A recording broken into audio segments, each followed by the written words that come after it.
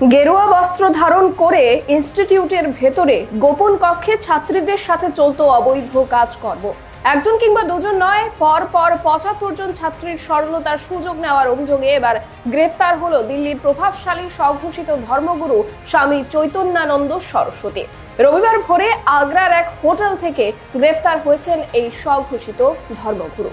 বহুদিন যাবত তার বিরুদ্ধে এই ধরনের অভিযোগ উঠে আসছিল। অবশেষে পুলিশের জালে ধরা পড়ল দিল্লির এই স্বঘোষিত ধর্মগুরু স্বামী চৈতন্যানন্দ সরস্বতী। রবিবার ভোর 3:30 নাগাদ আগ্রার এক হোটেল থেকে ধরা পড়েছে দিল্লির বসন্তকুঞ্জ এলাকার Shri Sarada institute of Indian management নামক আশ্রমের ওই স্বঘোষিত বাবা। গত কয়েকদিন ধরেই পালিয়ে বেড়াচ্ছিল স্বামী চৈতন্যানন্দ সরস্বতী ওরফে স্বামী পার্থ সারথী। চৈতন্যানন্দ ওরফে পার্থ সারথীর বিরুদ্ধে ফৌজদারি মামলা প্রথম হয়েছিল 2009 সালে। এরপরে 2016 সালেও এক মহিলা তার বিরুদ্ধে শ্লীলতাহানির অভিযোগ তুলেছিল। এবার ফের অভিযোগ, এবং তা অনেক বড় আকারে। একে একে 17 জন মহিলা তার বিরুদ্ধে অভিযোগ দায়ের করেছেন।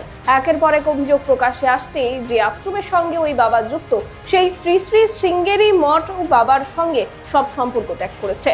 প্রথমে বাবা আদালতে আগাম জামিনের জন্য আবেদন করেন, যদিও সেই আবেদন খারিজ করে দেয় আদালত। তারপর থেকেই তিনি পালিয়ে বেড়াচ্ছিলেন। অবশেষে রবিবার ভোর 3:30 ওই স্বঘোষিত ধর্মগুরুকে গ্রেফতার করা হয় আগ্রার একটি হোটেল থেকে। জানা গিয়েছে, ছাত্রীদের পাঠানো চৈতন্যানন্দের একাধিক হোয়াটসঅ্যাপ মেসেজ পুলিশের হাতে এসেছে, আর সেগুলি দেখে চমকে গিয়েছেন তদন্তকারী আধিকারিকেরা। তরুণীদের অধিকাংশ ক্ষেত্রেই চৈতন্যানন্দ বেবি বলে সম্বোধন করত বলে জানা গিয়েছে। স্বঘোষিত এই বাবার বিরুদ্ধে আরও অভিযোগ উঠেছে। সে প্রত্যেক ছাত্রীদের স্নানের সময় জানতে চাইতো, এমনকি মহিলাদের শৌচালয়ে গোপন সিসি ক্যামেরাও লাগিয়ে রাখতো বলে অভিযোগ।